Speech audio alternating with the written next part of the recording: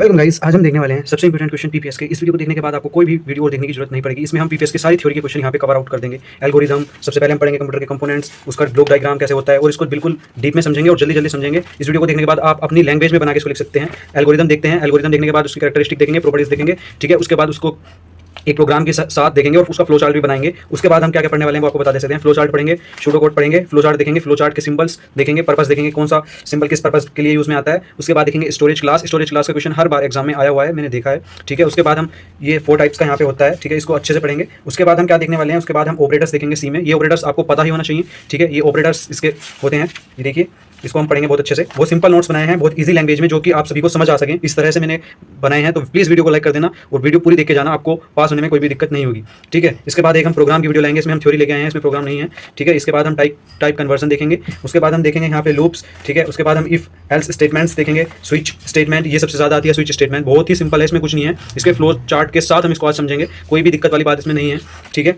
उसके बाद हम कंडीशनल स्टेटमेंट्स देखेंगे, जितनी भी सारी होती हैं ये, ठीक है। उसके बाद हम क्या देखने वाले हैं, इफ एल्स, ये सारी जितनी भी होती हैं, do while loop, nested if, ये सब यहाँ पे देखने वाले हैं। सब एग्जाम पॉइंट ऑफ व्यू से बहुत ज़्यादा इंपॉर्टेंट है। तो इस वीडियो में हम आधी थ्योरी कवर कर देंगे और आधी थ्योरी की एक वीडियो और आएगी और उसके बाद एक प्रोग्राम की वीडियो आएगी जिसमें सारे प्रोग्राम कवर होंगे। ये वीडियो 1 घंटे की होगी, ठीक है। आप ये 3 वीडियो देख लेंगे, 3 घंटे की वीडियो होगी, आपका पूरा पीपीएस कंप्लीट हो जाएगा। आप पास होकर बहुत अच्छे मार्क्स से स्कोर करोगे अपने यूनिवर्सिटी एग्जाम में, ठीक है। तो आइए वीडियो को लंबा ना करते हुए यहीं से स्टार्ट कर देते हैं। तो सबसे पहले हम पहले क्वेश्चन से देखते हैं। सबसे पहले यूनिट का पहला ही क्वेश्चन है, ठीक है, discuss various functional component of digital computer, ठीक है। तो सबसे पहले हम इसको बहुत ही बारीकी से समझेंगे और बहुत जल्दी जल्दी देखेंगे आपकी, जिससे समझ में आए। तो सबसे पहले हमको एक टर्म आती है डिजिटल।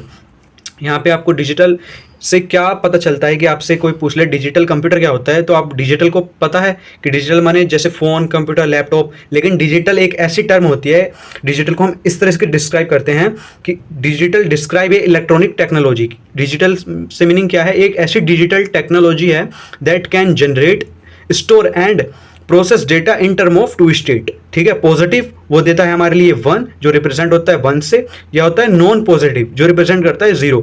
जब पॉजिटिव होता है कोई भी डिवाइस तो वो ऑन होता है, और जब वो बंद हो जाता है डिवाइस तो हम उसको बोलते हैं नॉन पॉजिटिव, मतलब 0, ठीक है। उसके बाद हम देते हैं ये कंप्यूटर की डेफिनेशन। कंप्यूटर क्या होता है, सिंपल, एक computer is a electronic device, ठीक है। ये डिजिटल होती है इलेक्ट्रॉनिक टेक्नोलॉजी, लेकिन कंप्यूटर क्या है, इलेक्ट्रॉनिक डिवाइस है दैट एक्सेप्ट इनपुट। यहाँ पे देखिए कंप्यूटर क्या होता है, जो इनपुट को एक्सेप्ट करता है, ठीक है, उसको प्रोसेस करता है, process it and produce output. इस डायग्राम से आपको अच्छे से समझ में आएगा। जैसे कि हमने कोई कंप्यूटर को कोई भी काम करने के लिए टास्क दिया यहाँ पे, तो हम उसको बोलते हैं इनपुट, ठीक है। जब वो टास्क कंप्यूटर के सीपीयू के अंदर जाता है तो वो प्रोसेस होता है, जो हमने कंप्यूटर से करने के लिए बोला होता है वो कंप्यूटर करता है। तो जब वो करता है तो उस चीज को हम बोलते हैं प्रोसेस। उसके बाद जब वो प्रोसेस कंप्लीट हो जाता है तो उसके बाद जो हमारे पास फाइनल रिजल्ट आता है उसको बोलते हैं हम आउटपुट। तो यही इस डेफिनेशन में लिखा हुआ है कि इलेक्ट्रॉनिक डिवाइस होता है कंप्यूटर जो एक्सेप्ट करता है इनपुट्स को, प्रोसेस करता है डाटा को एंड प्रोड्यूस करता है आउटपुट, ठीक है। उसके बाद हम बढ़ते हैं इसकी फुल फॉर्म की तरफ, जो कि आप एग्जाम में लिख के आएंगे तो आपका इंप्रेशन बहुत अच्छा बढ़ेगा, ठीक है। तो ज्यादा देर नहीं लगती, क्या है, COMPUTER, इस तरह से आप लिख के, commonly operating machine purposely used for technology, education और रिसर्च, इस तरीके से आप लिख के आ सकते हैं, ठीक है। आपकी कॉपी में भी अच्छे से आपको लिख के आना है, राइटिंग का भी ध्यान रखना है, ठीक है। उसके बाद हम देखते हैं इनपुट। इनपुट क्या होता है, यहाँ पे मैंने लिख भी दिया है कि input something that put into a computer such as information, text, comment. जो भी आप कंप्यूटर को इन्फॉर्मेशन देते हैं, जो कि इन्फॉर्मेशन के रूप में, टेक्स्ट के रूप में, कमेंट के रूप में हो सकती है, कुछ भी आप उसमें पुट करते हैं तो वो हमारा इनपुट कहलाता है। उसके बाद आ जाता है हमारे पास प्रोसेसिंग। प्रोसेसिंग क्या होता है, it is involve using instruction to manipulates the input and perform calculation and other task, ठीक है। तो वो यही है, जो भी हमारे पास इनपुट आता है उसको वो मैनिपुलेट्स करता है, ठीक है, उस इंस्ट्रक्शन को प्रोसेस करता है, उसके बाद हमारे लिए आउटपुट प्रोड्यूस करके वो देता है हमें, ठीक है। नेक्स्ट हम आगे बढ़ते हैं। आउटपुट तो आपको पता ही है, जो भी हमारे पास प्रोसेस होकर जो हमको रिजल्ट मिलता है वही हमारा कंप्यूटर की डिस्प्ले हो जाता है, स्क्रीन, कंप्यूटर की स्क्रीन पर वो डिस्प्ले हो जाता है रिजल्ट, तो वही हमारा आउटपुट कहलाता है, ठीक है। नेक्स्ट हम आगे बढ़ते हैं। आगे है हमारे पास यहाँ पे ये डिजिटल कंप्यूटर। अब आता है डिजिटल कंप्यूटर। जो मेन हमसे क्वेश्चन पूछा जाएगा वो डिजिटल कंप्यूटर के उससे ही पूछा जाएगा, लेकिन ऊपर की जानकारी आपको पता होनी चाहिए। जब भी आपको डिजिटल कंप्यूटर अच्छे से समझ आएगा, आपको ऊपर की जानकारी पता होनी चाहिए, ठीक है। आप वो भी इस क्वेश्चन में ऐड कर सकते हैं, ठीक है। नेक्स्ट हम डिजिटल कंप्यूटर की ओर बढ़ते हैं। अगर वीडियो पसंद आ रही है तो वीडियो को लाइक कर देना, चैनल को सब्सक्राइब कर देना यार, बहुत मेहनत लगती है वीडियो बनाने में, ठीक है। तो डिजिटल कंप्यूटर क्या है, digital computer store the information in a binary way that is every bit of information can not have a value other than 0 और 1। यहाँ पे क्या बोल रहा है, डिजिटल कंप्यूटर स्टोर करता है इन्फॉर्मेशन को बाइनरी फॉर्म के अंदर, ठीक है, जैसे कि 0 और 1। बाइनरी फॉर्म क्या होती है, 0 और 1, ठीक है। यहाँ पे लिखा हुआ है that is every bit of information can not have a value other than 0 और 1। बाइनरी क्या होती है, 0 और 1 के अलावा कोई भी वैल्यू को वो वहाँ पे इंफॉर्मेशन बिट में स्टोर नहीं करता। वो किस चीज़ में स्टोर करता है, सिर्फ बाइनरी में स्टोर करता है, 0 और 1 की फॉर्म में स्टोर करता है, ठीक है। इसको यूज क्यों करते हैं, इसका यूज भी आपको पता होना चाहिए। Digital computer are design to store, process and communicates informations in digital form, okay. उसके बाद इसके कंपोनेंट्स पे आ जाते हैं। इसकी डेफिनेशन में आप कंप्यूटर की डेफिनेशन भी लिख सकते हैं, कोई दिक्कत नहीं है, लेकिन आपको बस वहाँ पे एक लाइन और ऐड करनी होगी, ये कि ये जो भी चीज़ को स्टोर करता है वो बाइनरी फॉर्म में स्टोर कर देता है कंप्यूटर, ठीक है। कंपोनेंट इसके देखते हैं, इसके 2 टाइप्स के हमने कंपोनेंट यहाँ पे लिखे हैं।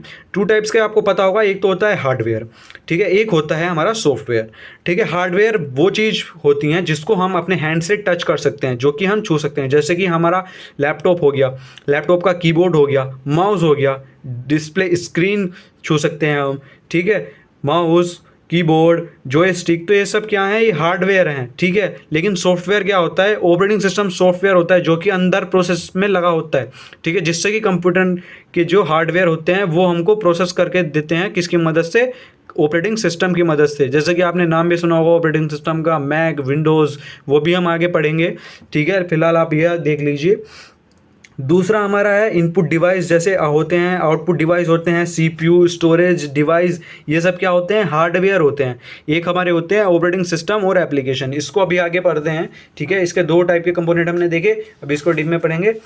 अब यहाँ पे देख लेना functional unit of computer system, this is the most important question, ठीक है। इस डायग्राम को आपको बना के ही आना है इस क्वेश्चन में, बहुत ही इजी डायग्राम है, ठीक है। सबसे पहले यहाँ पे क्या देखने को आपको मिलता है, सबसे पहले यहाँ पे आपको इनपुट यूनिट देखने के लिए मिलती है, उसके बाद आपको स्टोरेज यूनिट, उसके बाद सीपीयू एंड फिर आउटपुट यूनिट, ठीक है।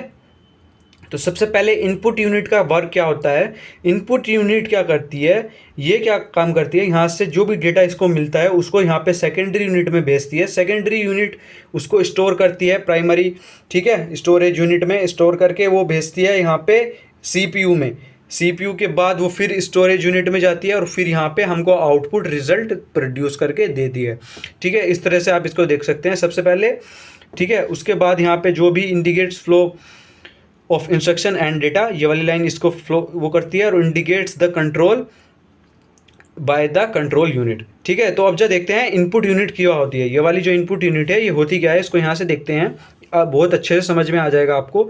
देखिए यहाँ पे द इन, इसको थोड़ा सा जूम इन कर ले, देखिए, अब देखिए ध्यान से, अब आपको यहाँ पे ये भी विजिबल होगा और ये भी, यहाँ पे देखना कि it's convert these instruction and data in computer acceptable form with help of input device. Input unit क्या होती है, इनपुट यूनिट वो चीज़ होती है जो कि इंस्ट्रक्शन को कंप्यूटर के अंदर एक्सेप्टेबल फॉर्म में भेजती है, ठीक है, उसको एक्सेप्ट कराती है। यही यहाँ पे लिखा हुआ है, it is convert these instruction and data in computer acceptable form, जो कि हमारी इंस्ट्रक्शन और डेटा होती है उसको ऐसी डेटा में कन्वर्ट करती है जिससे कि कंप्यूटर उसको एक्सेप्ट कर सके। तो उसके लिए हमको जरूरत पड़ती है with help of input device, किसकी हेल्प से करती है, with help of input device. अब इनपुट डिवाइस क्या होते हैं, इनपुट डिवाइस आपके कौन कौन से होते हैं, जैसे कीबोर्ड, जैसे आपको कोई कंप्यूटर को डेटा देना है तो आप कीबोर्ड में टाइप करके ही तो दोगे, आपको माउस से कोई भी इंस्ट्रक्शन को ओके करना है तो वो माउस से ही तो दोगे। तो इनपुट यूनिट क्या होती है, कोई भी जो इंस्ट्रक्शन होती है, ठीक है, उसको डेटा को कंप्यूटर एक्सेप्टेबल फॉर्म में करने के लिए हम इनपुट यूनिट का यूज़ करते हैं। आपकी समझ में आ गया होगा। और ये सारे इनपुट डिवाइसेस हैं, इनमें से आप 5 या 2 भी लिख के आ जाओगे ना तो भी यहाँ पे बहुत अच्छे नंबर आपको देखने के लिए मिलेंगे अपने रिजल्ट में, जैसे keyboard, mouse, touchpad, joystick, scanner, light pen, webcam, gamepad, microphone, touch screen and many mores. यहाँ पे मैंने 10 ही लिखे हैं, और भी बहुत सारे होते हैं। उसके बाद हम देख लेते हैं स्टोरेज यूनिट। यहाँ पे अगला पेज हमको उठाना होगा, यहाँ पे आ जाते हैं। उसके पहले हम देख लेते हैं आउटपुट यूनिट। यहाँ पे आउटपुट यूनिट की हमने पहले लिख सकी है, तो आउटपुट यूनिट को देख लेते हैं आपको। तो आउटपुट यूनिट होता क्या है, यहाँ पे देखिए, it is converts this code result to human acceptable और readable form with help of output device. ये क्या आउटपुट यूनिट क्या करती है, जो भी हमको रिजल्ट मिलता है उसको ह्यूमन एक्सेप्टेबल फॉर्म या रीडेबल फॉर्म में हमको कन्वर्ट करके देती है with help of output device. जैसे कि मॉनिटर में ही तो वो हमको रिजल्ट दे रही है, जैसे मॉनिटर होता है उसमें डिस्प्ले स्क्रीन होती है, वहाँ पे वो हमको कोई भी चीज़ का रिजल्ट दिखाती है, ठीक है। तो वो किसकी मदद से दिखाती है, मॉनिटर की मदद से। ऐसे ही प्रिंटर हो गया, स्पीकर, ठीक है, प्रोजेक्टर, जैसे हम उसको कोई गाना चलाने के लिए बोलेंगे, इंस्ट्रक्शन देंगे उसको इनपुट यूनिट के द्वारा, कीबोर्ड के द्वारा, ठीक है, उसमें कंप्यूटर में इनपुट देंगे तो हमको गाना सुनना है, तो गाना हमको क्या चीज़ सुनाएगी, स्पीकर ही तो सुनाएंगे। तो वो हमारा जो आउटपुट यूनिट है वो क्या है, वहाँ पे स्पीकर है। जैसे प्रोजेक्टर हो गया, हेडफोन्स हो गए, ठीक है, साउंड बार हो गए, स्पीकर्स हो गए, बहुत सारे ऐसे चीज़ हैं जो कि आउटपुट यूनिट के अंदर आती हैं। नेक्स्ट उसके बाद आता है स्टोरेज यूनिट। अब स्टोरेज यूनिट क्या होता है, स्टोरेज यूनिट होता है हमारे एक storage device are use to store digital information and data before and after processing, ठीक है। यहाँ पे आपको पता चल गया होगा कि इंफॉर्मेशन एंड डाटा को बिफोर एंड आफ्टर प्रोसेसिंग, ठीक है, वो स्टोर कर लेता है, ठीक है। उसके बाद इसके टाइप देखते हैं। ये दो टाइप का होता है, एक तो होता है प्राइमरी स्टोरेज, एक होता है सेकेंडरी स्टोरेज। प्राइमरी स्टोरेज के अंदर क्या आते हैं, इसलिए स्टोरेज यूनिट को हमने टू टाइप में से यहाँ पे डिवाइड किया था, तो यहाँ पे ये इस नोट्स में देख लेते हैं। तो जो प्राइमरी मेमोरी होती है वो कैसी होती है कि it is main memory. Primary memory को ही हम मेन मेमोरी बोलते हैं, और इस वाली को बोलते हैं it is auxiliary memory. It is temporary memory और इट इज़ परमानेंट मेमोरी जो सेकंड मेमोरी होती है। इट इज़ वेरी फास्ट, ये जो प्राइमरी मेमोरी होती है ये फास्ट होती है। It is slow comparison to primary memory, ठीक है। It is very smallest in size, ये बहुत छोटी होती है इसके कंपैरिजन में। इट इज़ लार्ज साइज, ठीक है। इट इज़ एक्सपेंसिव, ये महंगी भी होती है इससे, ठीक है। इट इज़ चीप, ठीक है। It is directly communicate with CPU, ये डायरेक्टली कंप्यूटर से कम्युनिकेट कर सकती है, ठीक है, लेकिन ये डायरेक्टली कम्युनिकेट नहीं कर सकती। It is not directly communicate, it is required primary memory, इसको प्राइमरी मेमोरी की रिक्वायरमेंट होती है। अब इसके एग्जाम्पल से समझ लेते हैं। एग्जाम्पल देखें यहाँ पे कि प्राइमरी और सेकेंडरी मेमोरी के यहाँ पे देखिए एग्जाम्पल इसके हैं रैम, रोम, SRM, या रैम हैं, PROM, EPROM, ठीक है, ETC इसके हो गए एग्जाम्पल्स। और सेकेंडरी के हो गए hard disk, pen drive, DUD, EDD, HDD, तो ये सब सेकेंडरी मेमोरी की हो गई है। यहाँ पे वापस आ जाते हैं। उसके बाद हमारे पास आता है CPU। CPU क्या है, CPU एक प्रोसेसिंग यूनिट है। It is also called brain of computer. जैसे ह्यूमन बॉडी को कंट्रोल करने के लिए ब्रेन की आवश्यकता होती है, उसी तरह से कंप्यूटर में किसी भी इनपुट को प्रोसेस करने के लिए हमें CPU की आवश्यकता होती है, ठीक है। तो इसको पढ़ते हैं। It is take input from input device, जो क्या करता है, ये इनपुट डिवाइस से इनपुट टेक लेता है, मतलब लेता है, takes input device and store data in memory में जाके उस डेटा को स्टोर करता है। जैसे कि आपको दिख रहा होगा यहाँ पे इनपुट डिवाइस से इसने डेटा उठाया, फिर मेमोरी में यहाँ पे स्टोर किया, उसके बाद क्या लिखा है, और प्रोसेस इट, उसके बाद इसने सेंट्रल प्रोसेसिंग यूनिट में इसको भेजा, ठीक है। CPU को सेंट्रल प्रोसेसिंग यूनिट बोलते हैं, ठीक है। उसके बाद इसने क्या किया, एंड प्रोड्यूस आउटपुट, फिर इसने मेमोरी में लाके उसको आउटपुट प्रोड्यूस कर दिया। तो सिंपल सा ये चित्र था, ये डायग्राम था, तो इसको आपको कंप्लीटली याद कर लेना है, सिंपल, उसमें और कुछ भारी है नहीं। अब देख लेते हैं प्राइमरी और सेकेंडरी मेमोरी, मैंने आपको बता ही दी, ठीक है। उसके बाद ALU और CLU थोड़े से बचते हैं, तो इसको आप देख लेना। देखिए यहाँ पे जैसे कि एक कंट्रोल यूनिट है और ALU है, इसको देख लेते हैं एक बार। तो ALU क्या होता है, अर्थमेटिक लॉजिकल यूनिट। तो अर्थमेटिकल ऑपरेशन जितने भी होते हैं, जैसे प्लस, माइनस, डिवीजन, मल्टीप्लाई, ठीक है, ये वन सेट विद अनदर, ठीक है, ये आपस में one set with another operate हो सकते हैं, ठीक है। लॉजिकल ऑपरेशन यूजिंग एंड और not, analyse and evaluating data, ठीक है, डेटा को इवेल्युएट करती हैं एंड और नोट के बेसिस पर एनालाइज करती हैं। और CPU क्या होता है, ये होता है कंट्रोल यूनिट, ठीक है। अभी इसको आगे पढ़ेंगे, जब एग्जांपल में देखेंगे, अभी स्टोरेज यूनिट पढ़ेंगे तो आपको अच्छे समझ में आएगा कि it is manage and control all the operation of computer program. ये सारी जो कंप्यूटर की जो भी ऑपरेशंस होती हैं उसको मैनेज करता है, कंट्रोल करता है, ठीक है, और ऑफ कंप्यूटर प्रोग्राम में जितनी भी होती हैं, ठीक है। तो ये सबसे पहला क्वेश्चन था जो अभी हमने कंप्लीट किया है। मुश्किल से इसको कंप्लीट करने में 15 मिनट लगी होगी। इसको मैंने देखा है कि यूट्यूब पे बहुत ने पढ़ा रखा है, तो 1 घंटा इसी क्वेश्चन में खींच दिया है और पढ़ाया है बस बेसिक ही इतना अच्छे मैंने नोट्स बनाए। अगर आपको वीडियो पसंद आई हो तो वीडियो को लाइक कर देना। अब हम आगे बढ़ते हैं नेक्स्ट क्वेश्चन की ओर, ठीक है। तो भाई अभी सबसे पहले हम आ जाते हैं एल्गोरिथम। ये क्वेश्चन, ये टॉपिक बहुत इंपॉर्टेंट है। एल्गोरिथम ये हर बार पूछा जाता है, या 2 नंबर में आए, या 5 नंबर में आए, या 10 नंबर में ज़्यादातर ये आता है। तो सबसे पहले हम देख लेते हैं एल्गोरिथम होता क्या है। It is a step by step solution of complex problem is known as algorithm. Complex problem का जो स्टेप बाय स्टेप सोल्यूशन होता है वो हमारा एल्गोरिथम कहलाता है। कि एल्गोरिथम जो होती है वो होती है step by step solution of complex problem. तो ये सब आपने पढ़ लिया होगा, ठीक है। इसके बाद इसके सीधे एग्जाम्पल पे चलते हैं, जिससे कि आपको इसकी डेफिनेशन याद करनी नहीं पड़ेगी, आपकी समझ आ जाएगी। सबसे पहले इसका यहाँ पे एल्गोरिथम देख लेते हैं, इसकी फ्लो चार्ट और इसका प्रोग्राम। ये 2 नंबर के सम का एक प्रोग्राम है, इसको हमने फ्लो चार्ट पे बनाया, फिर इसके एल्गोरिथम को यहाँ पे लिखा हुआ है। तो उससे पहले आपको जान लेना है फ्लो चार्ट क्या होता है। तो 1 मिनट पहले फ्लो चार्ट पे नजर मार लेते हैं। इसमें कुछ नहीं है, बस ये 2-4 डंडे ही हैं, इसको आपको समझना है कि कौन से इसको क्या बोलते हैं। तो फ्लो चार्ट क्या है? फैक्टोरियल रिप्रेजेंटेशन होती है किसी भी एल्गोरिथम की। क्या बोल रहा है इसने? एक factorial representation of any algorithm to solve a particular problem. We need different symbol which represent different phase of diagram. हम डिफरेंट सिंबल्स का यूज करते हैं डिफरेंट फेजेस के लिए डायग्राम के। तो सबसे पहले जो हमारा सिंबल होता है इस टाइप का, इसको हम बोलते हैं ओवल, ठीक है। ये किसके लिए यूज़ होता है? ये होता है स्टार्टिंग और एंडिंग के लिए। जैसे कि यहाँ पे हमने ये यूज़ किया हुआ है, ये ओवल है, ये स्टार्टिंग और एंडिंग के लिए यहाँ पे यूज़ करते हैं इसको, ठीक है। ये गोल सही है, ठीक है, आप समझ लेना, ठीक है।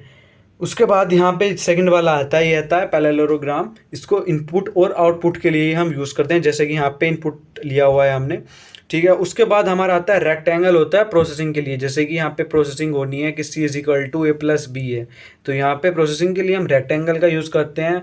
और डायमंड का यूज़ करते हैं हम डिसीजन मेकिंग के लिए। जैसे कि अभी आपको इफ एल्स की कंडीशन हम पढ़ाएंगे तो वहाँ पे ये आपको देखने के लिए मिलेगा फ्लो चार्ट में। तो ये किस लिए होता है? डिसीजन मेकिंग के लिए हम डायमंड का यूज़ करते हैं। इसको आपको बहुत अच्छे से याद करना है। आप वीडियो पॉज करके इसको एक बार अपने आप खुद से लिख के देख सकते हैं, क्योंकि ये बहुत ज़्यादा ज़रूरी है, आपको ये पता होना चाहिए। कभी कभी वो इसकी डेफिनेशन भी पूछ लेता है, लेकिन आपको डेफिनेशन नहीं पूछी, लेकिन वो फ्लो चार्ट बनाने के लिए किसी और चीज़ का देगा ज़रूर PPS के एग्ज़ाम में, ठीक है। उसके बाद हम क्या देखा? एरोज़। ये क्या करता है? ये फ्लो लाइंस होती हैं जो कि इंडिकेट्स करती हैं, ठीक है, कंट्रोल ऑफ फ्लो को।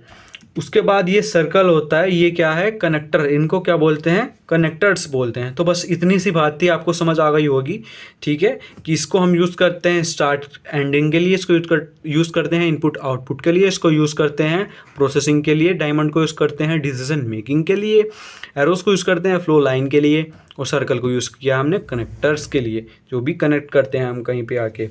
उसके बाद हम नेक्स्ट देख लेते हैं फ्लो चार्ट। यहाँ पे भी हमने बनाया हुआ है, इस तरीके से हम फ्लो चार्ट बनाते हैं। जैसे कि आपने देखा यहाँ पे हमने 2 ये लिए, ये क्या हैं? ये हैं हमारे ओवल, ठीक है, जो कि हमने स्टार्टिंग और एंडिंग के लिए यूज़ किए हुए हैं। ये क्या है? पैरेललोग्राम, ये इनपुट के लिए हमने यूज़ किया हुआ है, ठीक है। उसके बाद ये एक डायमंड है, जिसको हमने किसके लिए यूज़ किया है? डिसीजन मेकिंग के लिए यहाँ पे यूज़ किया हुआ है, ठीक है। उसके बाद प्रोसेसिंग के लिए हमने यहाँ पे एक रेक्टेंगल यूज़ किया हुआ है, ठीक है। उसके बाद यहाँ पे जो लास्ट वाला है, यहाँ पे इसको हमने यूज़ किया है, ठीक है। तो और जो हमारी ये लाइन है, ये लाइन है, ये क्या है? हमारे एरोज़ हैं, ये फ्लो लाइन को दर्शाती हैं, ठीक है। तो इस तरीके से हमको ये फ्लो चार्ट याद होना चाहिए। तो अब हम बढ़ते हैं अपनी एल्गोरिथम की तरफ। ये आपको अब अच्छे से समझ में आएगी। सबसे पहले हमने यहाँ पे एक प्रोग्राम लिखा हुआ है। कोई आपको प्रोग्रामिंग नहीं आती तो डरने कोई बात नहीं है, आपको प्रोग्रामिंग यहाँ पे रट्टा नहीं मारना, बस इसको समझना है प्रोग्राम की वजह से। जैसे आपको कुछ भी नहीं पता तो भी आपको ये समझ आ जाएगा अभी, ठीक है। सबसे पहले हम किसी प्रोग्राम को बनाने से पहले आपको पता है हम क्या करते हैं? स्टार्ट करते हैं किसी भी चीज़ को। हमने प्रोग्राम बनाना स्टार्ट कर दिया, ठीक है। उसके बाद हमने क्या चीज़ ली? हमने लिया A, B। हमने उसको रीड करने के लिए बोला, लेने के लिए बोला कि A और B हमने वेरिएबल ले लिए कोई भी, ठीक है, जो कि हमने स्टोर करा दिए C में, ठीक है। जैसे A B हमने 2, A को आप 2 मान लो और B को मान लो 3, ठीक है। तो ये सम है 2 नंबरों का, तो जैसे 2 और 3 हमने ले लिए और वे सी में स्टोर करा दिए कि जो भी इनका रिजल्ट आएगा वो वैल्यू हमारी सी की हो जाएगी। 2 और 3 होते हैं 5, तो सी हमारा 5 हो गया, यहीं पे हमको पता चल गया। लेकिन यहाँ पे अभी हमने वैल्यू दी नहीं हुई है, बस आपके एग्जाम्पल के लिए समझाने के लिए मैंने बताया। और प्रिंट करवा दिया, उसको डिस्प्ले करा दिया इन सी लैंग्वेज के अंदर, और फिर कर दिया हमने उसको स्टॉप। ऐसे ही यहाँ पे फ्लो चार्ट में आपको दिख रहा होगा, यहाँ पे हमने रीड कराया ए बी, फिर उसको एक कंडीशन दे दी कि C is equal to A plus B. ठीक है, सी किसके बराबर होगा, इसके और इसके जोड़ के बराबर हमारा सी होगा, जब भी तो हमें 2 नंबरों का सम फाइंड कर सकेंगे। उसके बाद इस सम को हम प्रिंट कर देंगे सी, तो उसके बाद स्टॉप कर देंगे। बस सिंपल सा काम था। अब आपकी समझ में प्रोग्राम आ जाएगा आराम से। हैशटैग इंक्लूड stdio.h, ये हमारी क्या होती है, ये हेडर फाइल होती है। सी प्रोग्राम में हमको सबसे पहले रन करने के लिए लिखनी होती है। इंट मेन हमने यहाँ पे एक फंक्शन स्टार्ट किया। सबसे पहले हमने इंट मतलब इंटीजर वैल्यू के लिए हमने इंट लगाया है, इंटीजर वैल्यू के। अगर हमें कोई पॉइंट वाली वैल्यू चाहिए होती है तो हम यहाँ पे फ्लोट लगाते हैं। उसके बाद हमको कोई कैरेक्टर चाहिए होते तो CHR लगाते, तो वो कैरेक्टर के लिए होता है। ठीक है, तो इस तरीके से हम यहाँ पे कोई भी हम यहाँ पे ले सकते हैं, कोई भी डेटा टाइप ले सकते हैं। तो यहाँ पे इसको डेटा टाइप बोलते हैं। तो हमने इंट डेटा टाइप लिया है जिसमें इंटीजर वैल्यू स्टोर कराई है, जैसे ABC। ठीक है, उसके बाद हमने प्रिंट कराया कि एंटर वैल्यू ऑफ ए, हमें ए की वैल्यू एंटर करानी है। ठीक है, ये हमने इनपुट लेके क्वेश्चन किया हुआ है, लेकिन मैं आपको बिना इनपुट के भी क्वेश्चन करके दिखा देता हूँ, लेकिन आपको इसी तरीके से सीखना ज़्यादा अच्छा फायदेमंद रहेगा। जैसे हमने प्रिंट कराया ए प्रिंट कराया, उसको इनपुट लिया इस लाइन से। ठीक है, उसके बाद हमने ये लाइन बिल्कुल सेम है, ये वाली लाइन बिल्कुल सेम है, बस यहाँ पे बी भी है। ठीक है, उसके बाद सी इज इक्वल टू ले लिया हमने यहाँ पे ए प्लस बी। तो जो भी हमारी ए की वैल्यू हमने यहाँ दी है वो यहाँ पे स्टोर होगी और बी की वैल्यू यहाँ पे स्टोर होगी, और हमने सबसे लास्ट में यहाँ पे सी को प्रिंट करा दिया। तो जो भी इन दोनों का प्रिंट होकर वैल्यू आएगा वो आउटपुट में यहाँ पे आ जाएगा, जैसे कि आपने वहाँ पे कंपाइलर में उसको दिए होंगे। जैसे कि आउटपुट स्क्रीन पे आपने आउटपुट दिए होंगे, उसी तरह से आपका रिजल्ट भी वहाँ पे शो होगा। ठीक है, वीडियो आपको यहाँ तक समझ प्रोग्राम आ गया होगा। मुझे नहीं लगता आपको समझ नहीं आया होगा।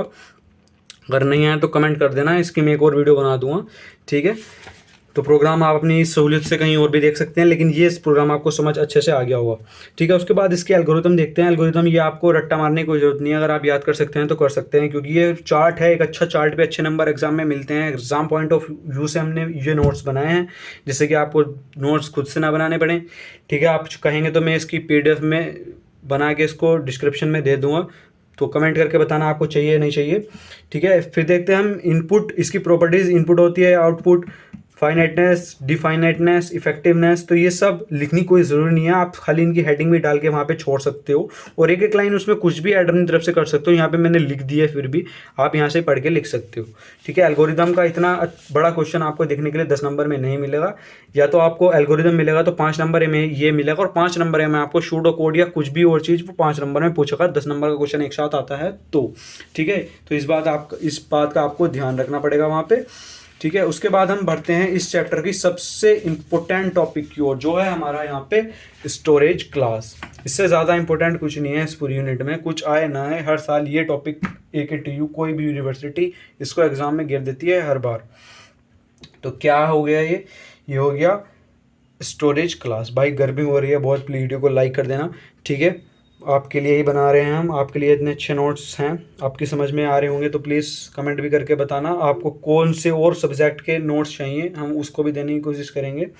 ठीक है, तो in C language storage class define the scope, visibility and life time of variable और फंक्शंस। ठीक है, तो आपको इस डेफिनेशन को रट्टा नहीं मारना है। अभी आप बहुत अच्छे से इसको समझेंगे कि स्टोरेज क्लास क्या होती है एग्जाम्पल के साथ। हमसे आप बिल्कुल मत करना, मैं सजेस्ट नहीं करूँगा। और आपको इस वीडियो में समझ आ जाएगा ये पक्का।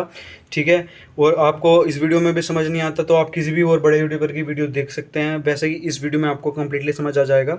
ठीक है, लेकिन आप क्वांटम से इसको पढ़ोगे तो आपकी समझ नहीं आ रहा, तो आप यहाँ से इसको देख सकते हैं।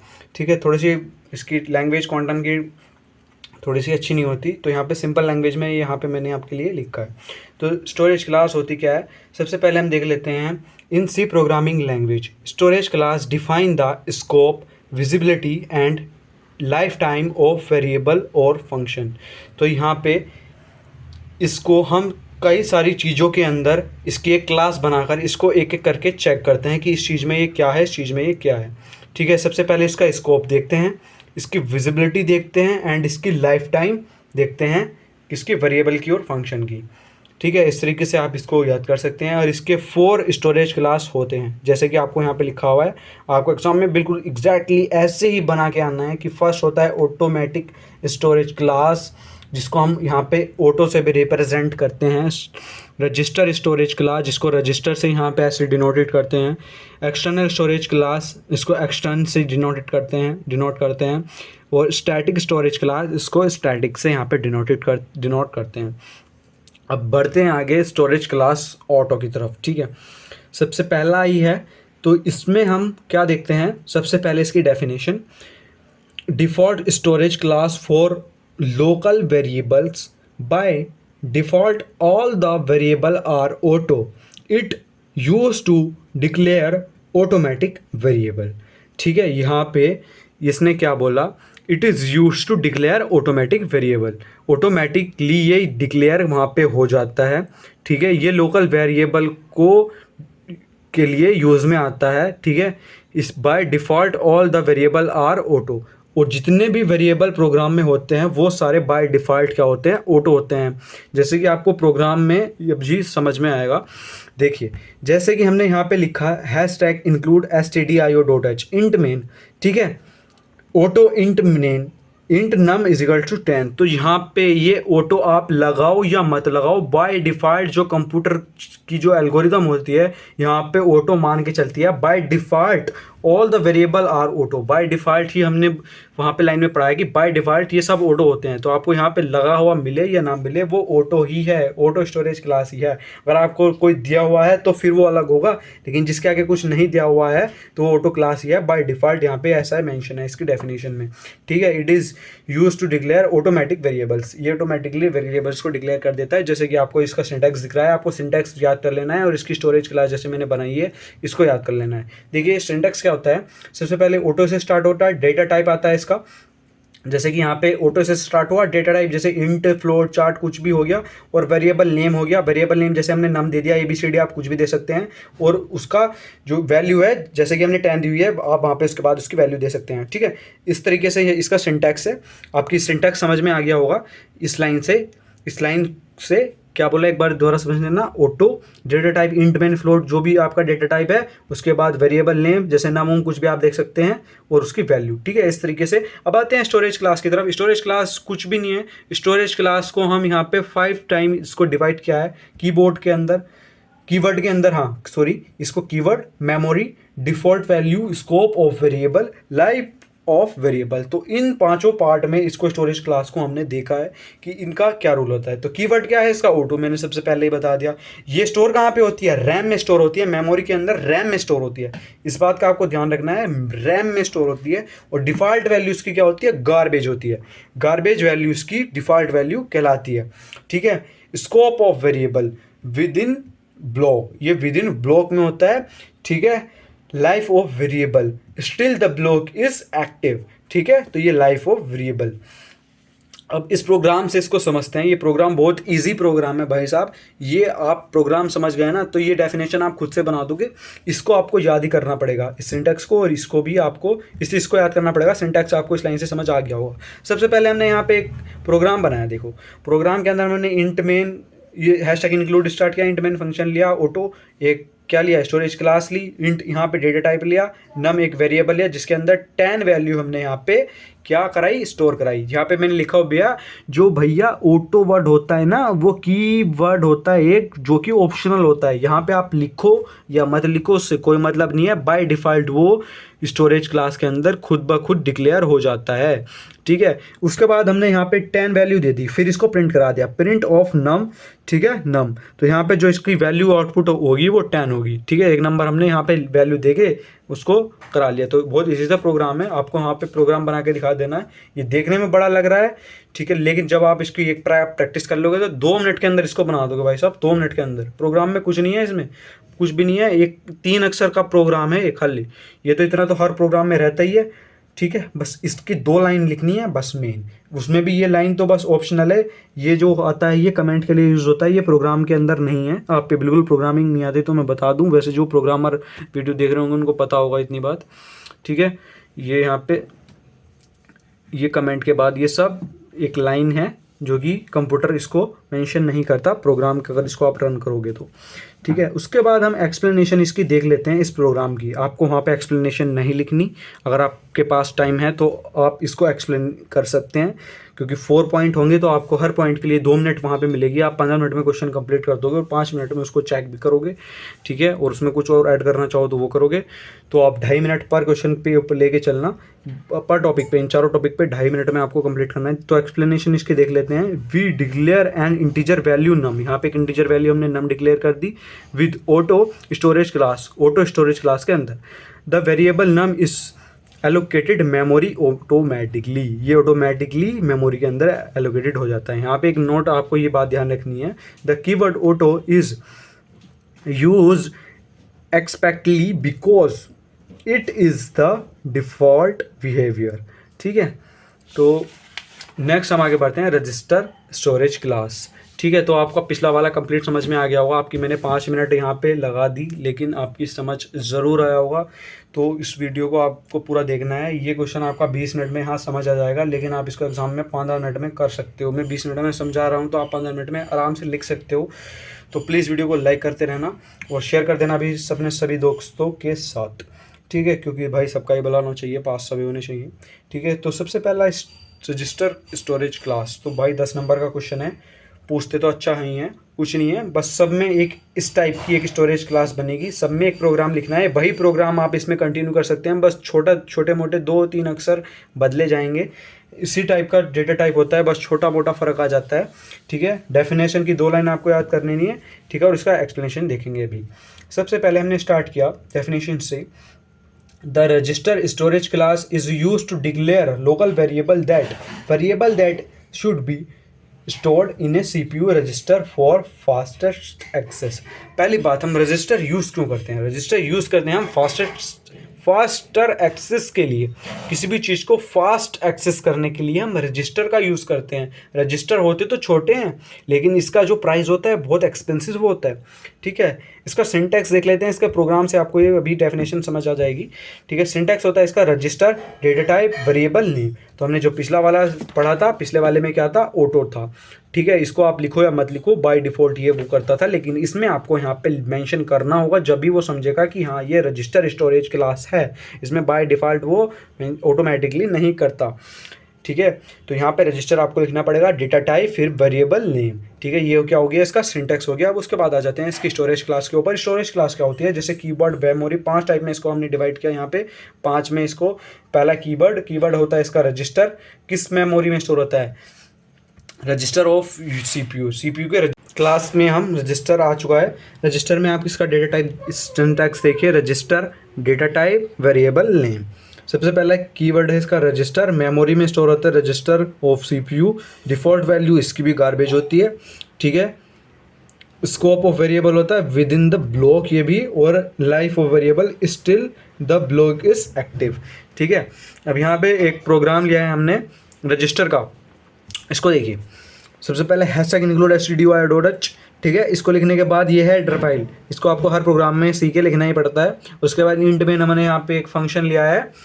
उसके बाद यहाँ पे स्टार्ट किया हमने यहाँ पे एक रजिस्टर स्टोरेज क्लास से। ठीक है, यहाँ पे एक रजिस्टर आ चुका है, जैसे कि आपको सिंटैक्स में दिख रहा होगा रजिस्टर। उसके बाद एक डेटा टाइप लिया हमने इंट यहाँ पे। उसके बाद वेरिएबल नेम लिया काउंटर, इसको COUNT लिख दिया हमने, कोई बात नहीं, इजिकल्स टू 5। ठीक है, यहाँ पे 5 किसी वैल्यू है काउंट की। ठीक है, उसके बाद हमने यहाँ पे प्रिंट कराया किसको? काउंट को।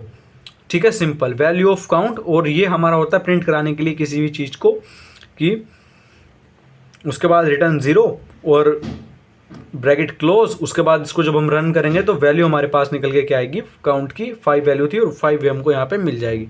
तो ये जो हमने यूज़ किया है यहाँ पे रजिस्टर, यही हमारा रजिस्टर स्टोरेज क्लास है। अब इसको हम एक्सप्लेन कर देते हैं, थोड़ा सा एक्सप्लेनेशन भी हम लिख देते हैं।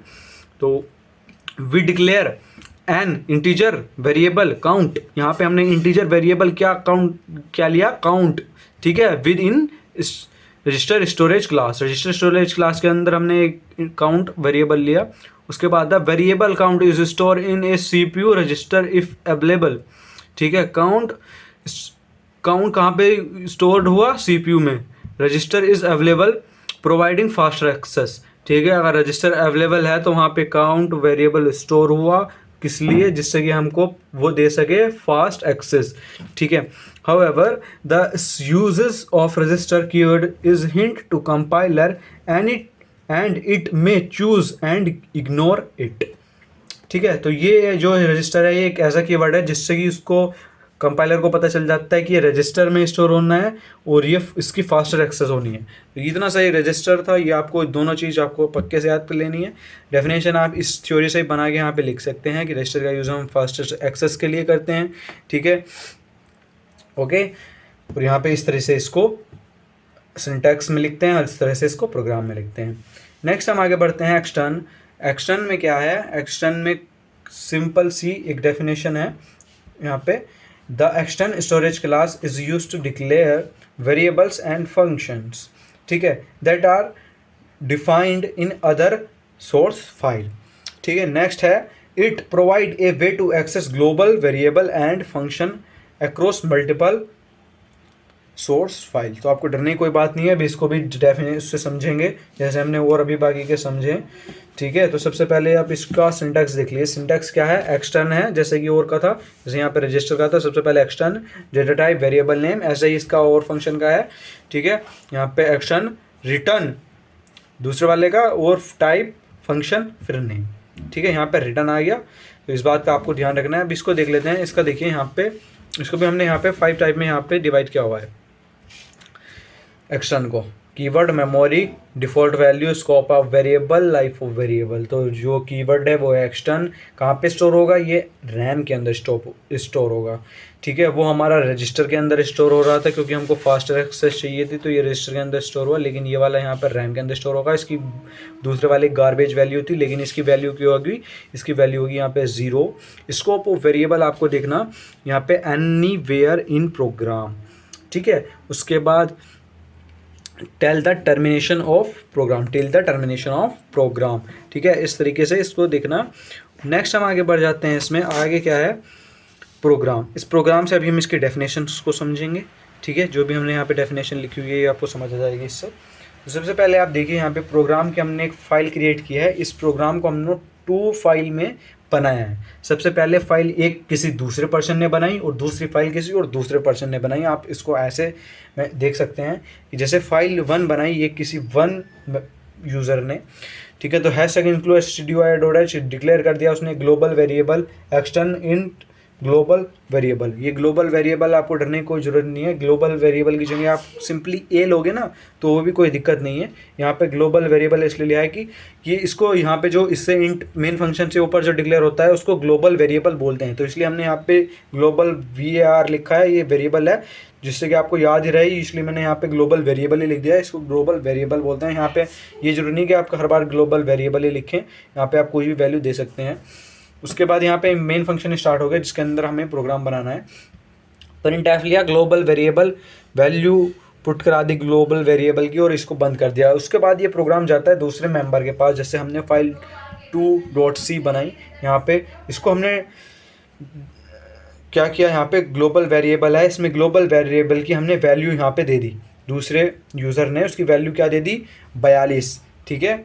42 वैल्यू देने के बाद उसको जब रन किया हमने तो ग्लोबल वेरिएबल की जो वैल्यू हमारे पास निकल के आई वो है 42, ठीक है। इसकी एक्सप्लेनेशन देखते हैं, एक्सप्लेनेशन इसकी अच्छे से मैंने लिखी है, बहुत अच्छे से, जो कि आप लिख भी सकते हैं और आपकी इस एक्सप्लेनेशन से काफ़ी अच्छी तरह समझ में बात आ जाएगी, ठीक है। सबसे पहले लाइन में हमने क्या लिखा कि we have split the program into 2 source file. हमने यहाँ पे एक प्रोग्राम को स्प्लिट कर लिया 2 सोर्स फाइल में, जैसे कि फर्स्ट और सेकंड हमने क्या देखा, in file 1 we have declare the global variable global VAR, ठीक है। इसको ग्लोबल वेरिएबल बोलते हैं, क्या है, global VAR using extern storage class, using extern storage class that the variable global VAR is another source file, ठीक है, and will be linked during computation process, ठीक है। ये दूसरे से लिंक हो सकती है किसी भी कंप्यूटेशन के दौरान। इसके साथ ही हमने दूसरी यहाँ फाइल बनाई, file 2.c we define global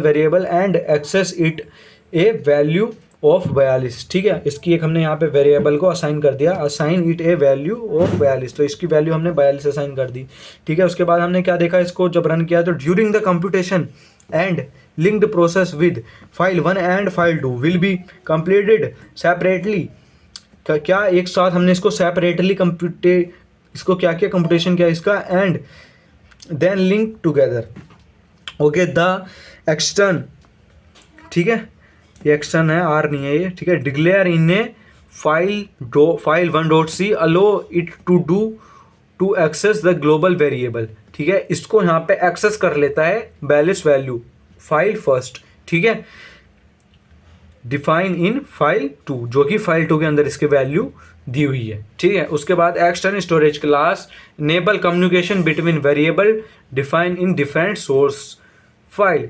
extern simply क्या होता है, ये स्टोरेज क्लास में इनेबल करता है कम्युनिकेशन को, किसके बीच में, वेरिएबल के define in different source file के बीच में, डिफरेंट सोर्स फाइल के बीच में ये कम्युनिकेशन को इनेबल कर देता है। यही हमारा क्या होता है, एक्सटर्नल स्टोरेज क्लास होता है। तो मेन बात हमने सबसे लास्ट में इसकी बता दी है, इसी से आप इसको बना सकते हैं, लेकिन बाकी की बात आपको ध्यान रखनी है, सिंटैक्स इसका अच्छे से बना के आना है। उसके बाद जैसे कि आपको मैंने दिखाया यहाँ पे, इस तरीके से आपको बहुत अच्छे से इसका प्रोग्राम एक लिखना है, और सबसे मेन इसकी ये स्टोरेज क्लास बनानी है आपको सबसे मेन, ठीक है। एक्सप्लेन आप करें ना करें, आपके पास टाइम है तो आप 2 लाइन जरूर ऐड कर दें, मेरे कहने से आपके बहुत अच्छे मार्क्स आने वाले हैं।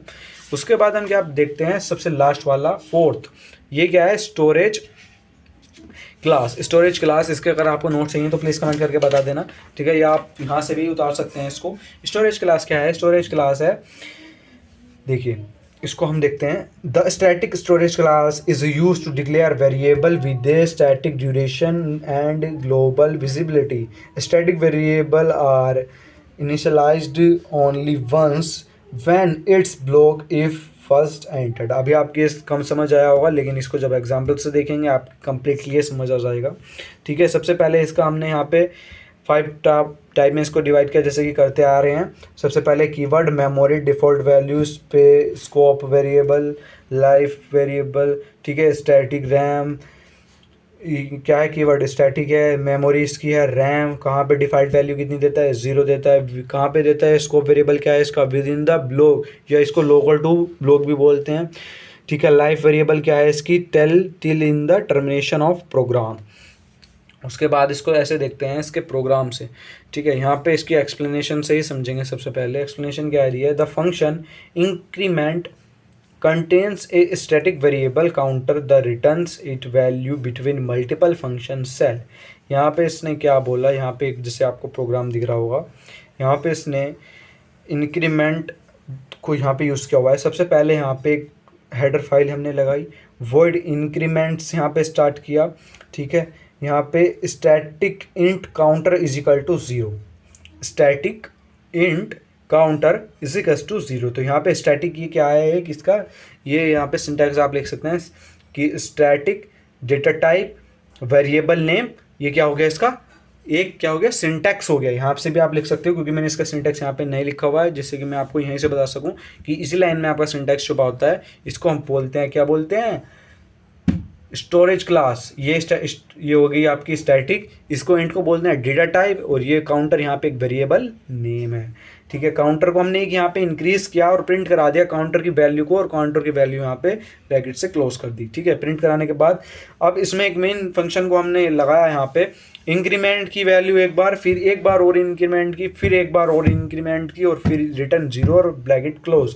तो जो सबसे पहले जब वैल्यू 1 से इंक्रीज होगी, 0 के बाद आता है 1, तो उसकी वैल्यू हो जाएगी यहाँ पे 1, उसके बाद इसकी वैल्यू हो जाएगी 2, उसके बाद वैल्यू हो जाएगी 3। तो इस तरह से इस प्रोग्राम की हर बार एक वैल्यू बढ़ती चली जाएगी, ठीक है। तो बाद में इसका जो आउटपुट आएगा वो आएगा 3, ठीक है। उसके बाद आपको इस तरीके से इसकी एक्सप्लेनेशन कर लेनी है, इसमें तो स्टैटिक में कुछ है ही नहीं, तो बस इस तरह से ये स्टैटिक आपके स्टोरेज क्लास यहाँ पे कंप्लीट हो जाती है, ठीक है। अगर आपकी स्टोरेज क्लास समझ आई हो तो बता देना, और मैं इसके अलग से वीडियो भी एक डाल दूंगा, और आपके यहाँ पे समझ ना आई हो तो और अच्छे से इसको समझाने की कोशिश मैं करूँगा, ठीक है। अब हम आगे बढ़ते हैं मेन टॉपिक की तरफ, जो है हमारा ऑपरेटर्स इन सी। सबसे ज़्यादा इम्पोर्टेंट है भाई ऑपरेटर्स इन सी। आप मान के चलें आपकी कोई सी भी सब्जेक्ट हो, आप कोई सा भी सब्जेक्ट की लैंग्वेज पढ़ें, जैसे कि आप जावा पढ़ेंगे अभी, नेक्स्ट सेमेस्टर में C++ पढ़ेंगे, पाइथन पढ़ेंगे, तो वहाँ पे ऑपरेटर सब जगह यूज़ होते हैं। कौन सा ऑपरेटर क्या किस काम आता है तो आपको पता होना चाहिए। आप एक लैंग्वेज के सीखे अच्छे से तैयार कर लोगे तो आपको दूसरे वाले के सिर्फ देखने की रह जाएगी देर, बाकी आपके सेम ही रहते हैं, थोड़ा बहुत ही अंतर होता है, ठीक है। सबसे पहला है what is operator in C. Operator होता क्या है, सबसे पहले उसको देखते हैं। ऑपरेटर एक सिंबल और साइन होता है। क्या होता है, एक सिंबल होता है या फिर एक साइन होता है that tell the compiler to perform specific mathematical और लॉजिकल फंक्शन, ठीक है। ये क्या होता है कि इस तरह का एक सिंबल होता है जो कि क्या करता है, मैथमेटिकल और लॉजिकल क्या करता है, फंक्शंस को परफॉर्म करता है कंपाइलर में, ठीक है। तो इसी तरह से अभी इसके टाइप्स देखेंगे। तो सबसे पहला it is allow to perform mathematical calculation, ये मैथमेटिकल कैलकुलेशन को भी अलो करता है, ठीक है। कंपेयर वैल्यू, वैल्यू को कंपेयर भी इसके द्वारा कर सकते हैं ऑपरेटर्स के द्वारा प्रोग्राम के अंदर। असाइन ये करता है वैल्यू किसी भी प्रोग्राम के किसी भी वेरिएबल में। And perform other common operation within your program, और जितनी भी आपके प्रोग्राम में ऑपरेशन परफॉर्म होती है वो ऑपरेटर की मदद से भी होती हैं। अब इसके डिफरेंट टाइप होते हैं। सबसे पहला है arithmetic, relational, logical, bit wise, assignment, increment, decrement operator और कंडीशनल ऑपरेटर्स। तो ये कुछ तरीके के ऑपरेटर्स हैं जिसमें आपको ज़्यादा टाइम नहीं लगाना। बहुत अच्छे से मैंने नोट्स बना दिया, सिंपल है, आपको इसी तरह से लिखना है क्योंकि ये ज़्यादा लॉन्ग क्वेश्चन है तो आपको जल्दी से कंप्लीट करना है। तो मेन बात ही आपको यहाँ पे एग्जाम में लिख के आनी है। तो सबसे पहले है आपका अर्थमेटिकल ऑपरेटर, जैसे कि आपको यहाँ पे दिख रहा है। अर्थमेटिकल ऑपरेटर होता है क्या, अर्थमेटिकल ऑपरेशन सिंपल क्या होता है, यहाँ पे addition, subtraction, multiplication, division, modulo, तो ये सब क्या है, अर्थमेटिक ऑपरेशंस हैं। इसकी डेफिनेशन क्या बनेगी, डेफिनेशन बनेगी in include mathematical calculation like addition, subtraction, multiplication, division, modulus, ठीक है। इंक्रीमेंट एंड डिक्रीमेंट भी आप इसमें लिख सकते हैं, लेकिन उसका अलग से भी एक ऑप्शन बना सकते हैं, ठीक है। तो ये सब क्या है, एक अर्थमेटिकल ऑपरेटर हैं। क्या है, अर्थमेटिकल ऑपरेटर हैं। वही इसके डेफिनेशन में लिखना है जो कि यहाँ पे मेंशन है। क्या है, एक मैथमेटिकल कैलकुलेशन है like addition, subtraction, multiplication, division, ठीक है, मॉड्यूलो, इंक्रीमेंट, डिक्रीमेंट, ठीक है। तो आपकी यहीं पे याद होगी, ठीक है। तो एक एग्जांपल की तरफ से समझते हैं। तो एज्यूम किया हमने एक वेरिएबल ए, एक वेरिएबल हमने ए एज्यूम कर लिया जिसके अंदर हमने क्या वैल्यू दे दी 20। उसके बाद बी हमने एक वेरिएबल ले लिया जिसके अंदर हमने वैल्यू दे दी 40, ठीक है। इतनी बात आपके समझ में आई, ठीक है। सबसे पहले हमने एडिशन को परफॉर्म किया, यहाँ पे ऑपरेटर्स लिख लिए, सिंबल लिख लिए, एग्जाम्पल और इसका डिस्क्रिप्शन। तो एडिशन हम यूज़ करते हैं किसी भी दो नंबरों को जोड़ने के लिए। एड्स टू ऑपरेंड, जो भी यहाँ पे साइड में होते हैं, ठीक है, उसको क्या बोलते हैं, ऑपरेंड्स।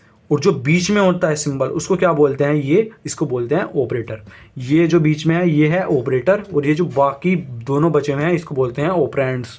ये क्वेश्चन भी एग्जाम में आ जाता है 2 नंबर में, तो ये ध्यान रखना कि जो भी हम नंबर को जोड़ते हैं विच जो उनको बोलते हैं ऑपरेंड, और जो हम उसमें बीच में परफॉर्म करते हैं जो भी मैथमेटिकल कैलकुलेशन उसको बोलते हैं ऑपरेटर। ओके, तो जैसे कि हमने यहाँ पे प्लस लिया और ए की वैल्यू थी हमारे पास 20 और बी की वैल्यू थी 40, तो 20 और 40 होते हैं हमारे 60, यहाँ पे 60 हो गए। उसके बाद सब्सट्रैक्शन इन दोनों के बीच में परफॉर्म करना है, तो ए माइनस बी, तो माइनस के 20 बचेगा। यहाँ पे हमने क्या परफॉर्म किया, सब्सट्रैक्शन। आप अपनी लैंग्वेज में भी इसको लिख सकते हैं जैसे कि ऐड 2 ऑपरेंड्स, ठीक है, यहाँ पे सब्ट्रैक्ट 2 ऑपरेंड्स, इस तरीके से आप लिख सकते हैं। मल्टीप्लिकेशन, इसमें गुना स्टार ऐसे बनाते हैं, इसमें ऐसे गुना नहीं लगाते, इसमें ऐसे बनाते हैं। ए मल्टीप्लाई बी, तो 4 दूनी 8 और 2 के 2 0 यहाँ पे, तो ये हो जाएगा 800। तो मल्टीप्लाई 2 ऑपरेंड्स, डिवीजन होती है, डिवीजन जैसे कि हमने की इन दोनों से अलग ले लिया कि 40 ले लिया और 2 ले लिया, तो 2 से जब इसको डिवाइड करेंगे तो यहाँ पे 2 आ जाएगा। तो ये इसका क्या हो गया, रिमाइंडर ऑफ 4 डिवाइडेड बाय 2, ठीक है। मॉड्यूलो, इसको मॉड्यूलो बोलते हैं। b divided by a is equal to 0, compute the remainder. ये अपनी लैंग्वेज में भी आप इसका डिस्क्रिप्शन दे सकते हैं, कोई भाई ऐसी बात नहीं है। यहाँ पे आप वेरिएबल की वैल्यू भी आप अपने हिसाब से ले सकते हैं, कोई दिक्कत वाली बात नहीं है। नेक्स्ट हम अपने नेक्स्ट ऑपरेटर की ओर बढ़ते हैं, वो जो कि है रिलेशनल। रिलेशनल में क्या आता है हमारा, रिलेशनल बहुत हल्का है। रिलेशनल में हमारे जो भी ऑपरेटर हैं जैसे कि कंपेयर करने वाले हैं, यहाँ पे देखिए इसकी डेफिनेशन में भी वही लिखा हुआ होता है। It is used compare two operands. Operands क्या होते हैं, जैसे कि ए और बी, और जो बीच वाला होता है वो ऑपरेटर होता है। ऑपरेंड्स हो गया ए बी, जो साइड वाले होते हैं। Compare two operands and compare value between 2 variable and दस फ्रॉम रिलेशनल ऑपरेटर। जैसे कि इसको यूज़ करते हैं लेस देन के लिए, इसको यूज़ करते हैं ग्रेटर देन के लिए, इसको यूज़ करते हैं लेस देन और इक्वल टू के लिए, इसको यूज़ करते हैं ग्रेटर देन और इक्वल टू के लिए, इसको यूज़ करते हैं इक्वल टू के लिए। इक्वल टू के लिए हम डबल बराबर के निशान का यूज़ करते हैं, और एक बराबर का निशान यूज़ करते हैं हम असाइन किसी वैल्यू को असाइन करने के लिए, ठीक है। उसको एक अलग ऑपरेटर है, वो भी हम आगे पढ़ेंगे। लेकिन दो जब हम यहाँ पे बराबर के निशान लगते हैं तो इक्वल टू के लिए यूज़ करते हैं, जैसे कि 2 = 2, ठीक है, आपको दिख रहा हो तो, ठीक है, 2 = 2। उसके बाद जैसे हम आ जाते हैं, और ये आता है नॉट इक्वल टू का साइन, इसको बोलते हैं नॉट इक्वल टू का साइन, ये नॉट इक्वल टू, ठीक है। बस इतना सा है रिलेशनल। उसके बाद बढ़ते हैं अपने नेक्स्ट ऑपरेटर की तरफ, जो होता है हमारा लोकल ऑपरेटर। लोकल ऑपरेटर में क्या होता है, this operator perform logical operation on Boolean expression. ये बूलियन एक्सप्रेशन क्या होती है, जैसे कि लॉजिकल एंड, लॉजिकल और, लॉजिकल नॉट, ये हमारी क्या है, बूलियन एक्सप्रेशन है। जो हमारा एंड होता है वो रिटर्न देता है अगर वैल्यू हमारी ट्रू है, if both operands are true. अगर वैल्यू ट्रू है, सारे वैल्यू अगर ट्रू हैं तो वो हमको ट्रू देगा। यहाँ पे इसमें क्या है, रिटर्न ट्रू इफ़ एटलीस्ट 1 जो कंडीशन है वो ट्रू है, तो यहाँ पे हमको ये वैल्यू ट्रू दे देगा, वरना फॉल्स देगा। लॉजिकल नोट क्या है, अगर returns the opposite of the operands is true value. अभी आपको एग्जांपल से समझ में आएगा, जैसे कि इसके ऑपरेटर्स हैं, इसको इससे एंड से, लॉजिकल एंड को इससे दर्शाते हैं, लॉजिकल और को इससे दर्शाते हैं, और इसको लॉजिकल नोट से दर्शाते हैं। यहाँ पे इसका एक बिंदा लगाना है, यहाँ पे मैं भूल गया, जैसे कि यहाँ पे लगा रखा है, ठीक है। इस तरह से ये हमारा आता है लॉजिकल ऑपरेटर्स। अभी इसको जब प्रोग्राम में बनाएंगे तो आपको और अच्छे से समझ में आएगा। सो गाइस, इसके बाद हम आ चुके हैं अपने बिटवाइज ऑपरेशन की, ऑपरेटर की ओर। ऑपरेटर बिटवाइज वाला क्या होता है, तो इसको हमने यहाँ पे 4 भागों में यहाँ पे डिवाइड किया हुआ है। सबसे पहला है बिटवाइज एंड, बिटवाइज और, बिटवाइज एक्सोर और बिटवाइज नोट, ठीक है। तो सबसे पहला परफॉर्म बिटवाइज एंड ऑपरेशन, ये यहाँ पे एंड ऑपरेशन को परफॉर्म करता है। ये वाला सिंबल आपको कहीं मिल जाए तो ये वाला जो सिंबल होता है वो परफॉर्म करता है और ऑपरेशन को।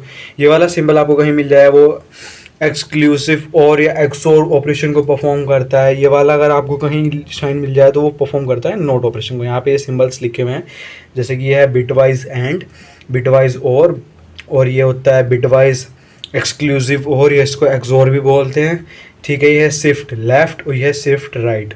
इस तरीके से आपको ये बिटवाइज ऑपरेटर याद कर लेना है। उसके बाद इसको थोड़ा सा जूम कर देते हैं, अब आपको अच्छे से दिख रहा होगा। बट हम आगे बढ़ते हैं अभी असाइनमेंट ऑपरेटर की तरफ। दिस इज मोस्ट, जैसे कि यहाँ पे बराबर का निशान भी हमने पढ़ा था, तो बराबर का निशान होता है किसी भी ऑपरेटर में वैल्यू असाइन करने के लिए, सिंपल असाइनमेंट ऑपरेटर, ठीक है। जैसे A=5 है तो A वेरिएबल के हमने अंदर 5 वैल्यू असाइन कर दी, तो ये हमारा क्या होता है, एक ऑपरेटर होता है जो कि असाइनमेंट ऑपरेटर हम इसको बोलते हैं। प्लस = ये होता है add and assignment operator, add करता है, फिर = सब्ट्रैक्ट एंड असाइनमेंट ऑपरेटर, ठीक है। मल्टीप्लाई एंड इसको असाइनमेंट ऑपरेटर, ठीक है। डिवाइड, ये डिवाइड का सिंबल है, = क्या है, हो गया डिवाइड एंड, ये एंड वाला एंड है, ये AND वाला एंड नहीं है, ठीक है। इसको स्मॉल में लिख लेना आप, ठीक है, कभी आप कंफ्यूजन हो तो ये AND एंड वाला एंड है, ठीक है। उसके बाद ये आता है मॉड्यूलो, ठीक है, मॉड्यूलो = तो ये हो गया मॉड्यूलस एंड क्या हो गया, असाइनमेंट ऑपरेटर, ठीक है। ये होता है लेफ्ट शिफ्ट = तो left shift and assignment operator, ये होगी राइट शिफ्ट = असाइनमेंट ऑपरेटर। तो सिंपल सा इतना सा था ये। अभी हम आगे देखते हैं, आगे बस 2 और बचे हैं। सबसे पहला है हमारा इंक्रीमेंट और डिक्रीमेंट, ये होता है, ठीक है, ये आपको पता भी होगा। This operator are use to increase और decrease the value of variable by 1।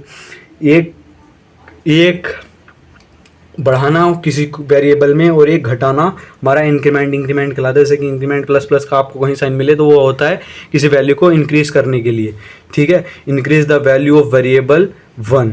Decrement होता है माइनस का साइन आपको मिले तो decrease the value of variable 1, ठीक है। जो कंडीशनल ऑपरेटर होते हैं, ठीक है, जैसे कि कंडीशनल ऑपरेटर लास्ट ऑपरेटर हमारा बच रहा है।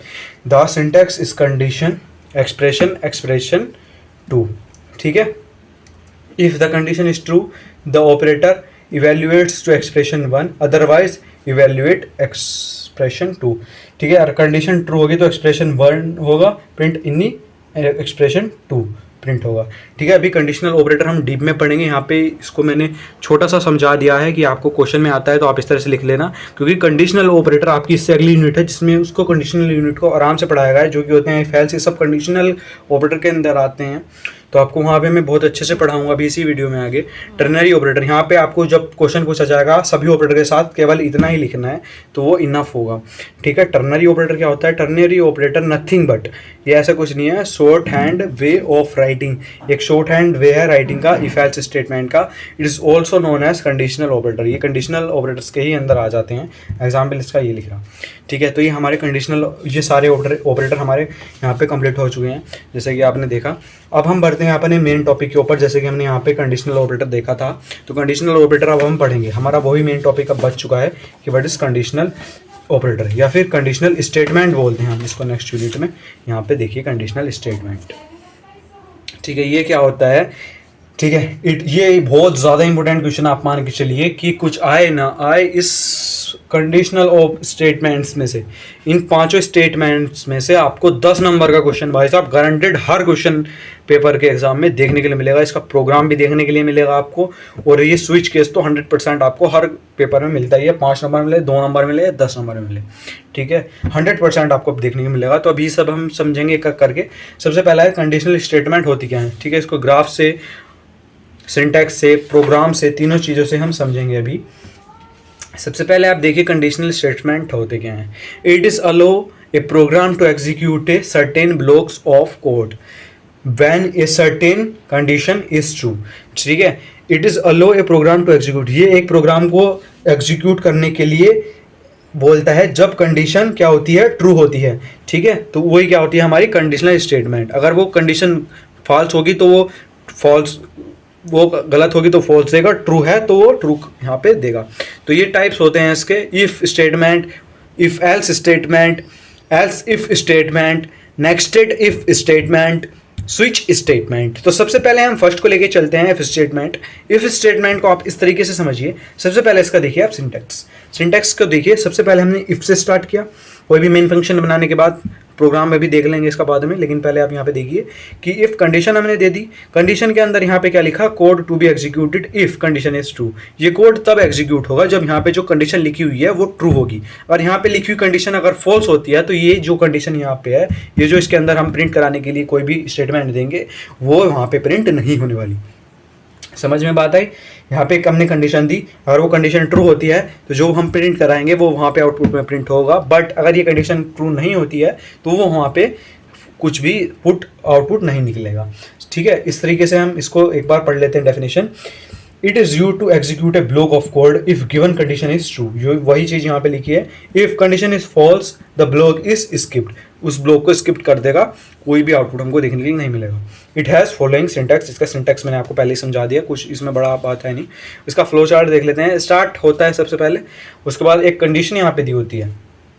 कंडीशन अगर ट्रू होती है तो वो इफ ब्लॉक के अंदर जाती है, ठीक है, और वहाँ पे जो भी चीज़ होती है उसको प्रिंट करा देती है। इफ ब्लॉक में जो भी चीज़ यहाँ पे हमको गिवन होगी, जैसे प्रिंट कराना है ट्रू, तो वो प्रिंट कराएगी हमारे लिए ट्रू, क्योंकि वो इफ ब्लॉक को एग्जीक्यूट कर रही है।